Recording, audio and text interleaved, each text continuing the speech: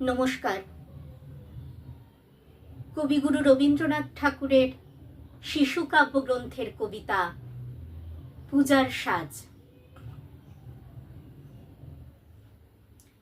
আশ্বিনের মাঝামাঝি উঠিল বাজনা বাজি, পূজার সময় এলো কাছে। মধু বিধু দুই ভাই ছুটা ছুটি করে, তাই আনন্দে দুহাত তুলি নাচে। পিতা বসেছিল দ্বারে, দুজনে শুধালো তারে, কি পোশাক আনিয়াছ কিনে? পিতা কহে, আছে আছে তোদের মায়ের কাছে, দেখিতে পাইবি ঠিক দিনে। সবুর সহে না আর, জননীরে বার বার কহে, মা গো ধরি তোর পায়ে, বাবা আমাদের তরে কি কিনে এনেছে ঘরে, একবার দেন আমা দেখায়ে। ব্যস্ত দেখি হাসিয়া মা, দুখানি ছিটের জামা দেখাইল করিয়া আদর। মধু কহে, আর নেই? মা কহিল, আছে এই এক জোড়া ধুতি ও চাদর। রাগিয়া আগুন ছেলে কাপড় ধুলায় ফেলে কাঁদিয়া কহিল, চাহি না মা, রায় বাবুদের গুপি পেয়েছে জরির টুপি, ফুল কাটা শাটিনের জামা। মা কহিল, মধু ছি ছি, কেন কাঁদো মিছামিছি? গরিব যে তোমাদের বাপ, এবার হয়নি ধান, কত গেছে লোকসান, পেয়েছেন কত দুঃখ তাপ। তবু দেখো বহু ক্লেশে তোমাদের ভালোবেসে সাধ্য মতো এনেছেন কিনে।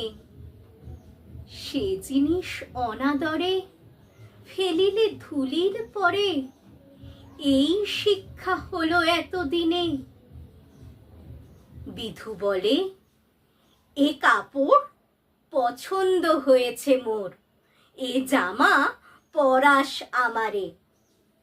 মধু শুনে আরো রেগে ঘর ছেড়ে দ্রুত বেগে গেল রায় বাবুদের দ্বারে। সেথা মেলা লোক জড়ো, রায় বাবু ব্যস্ত বড়, দালান সাজাতে গেছে রাত। মধু যবে এক কোণে দাঁড়াইল ম্লান মনে, চোখে তার পড়িল হঠাৎ। কাছে ডাকি স্নেহ ভরে, কহেন করুণ স্বরে তারে দুই বাহুতে বাঁধিয়া, কি রে মধু হয়েছে কি, তোরে যে শুকনো দেখি? শুনি মধু উঠিল কাঁদিয়া, কহিল, আমার তরে বাবা আনিয়াছে ঘরে শুধু এক ছিটের কাপড়। শুনি রায় মহাশয় হাসিয়া মধুরে কয়, সেজন্য ভাবনা কি বা তোর?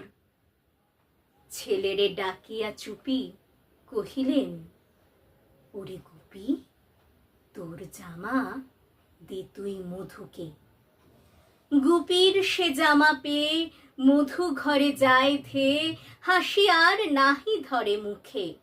বুক ফুলাইয়া চলে, সবারে ডাকিয়া বলে, দেখো কাকা, দেখো চেয়ে মামা, ওই আমাদের বিধু ছিট পড়িয়াছে শুধু, মোর গায়ে শাটিনের জামা।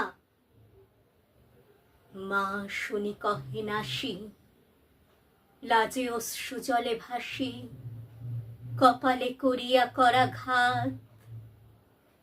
হই দুঃখী হই দিন, কাহারও রাখি না ঋণ, কারো কাছে পাতি নাই হাত।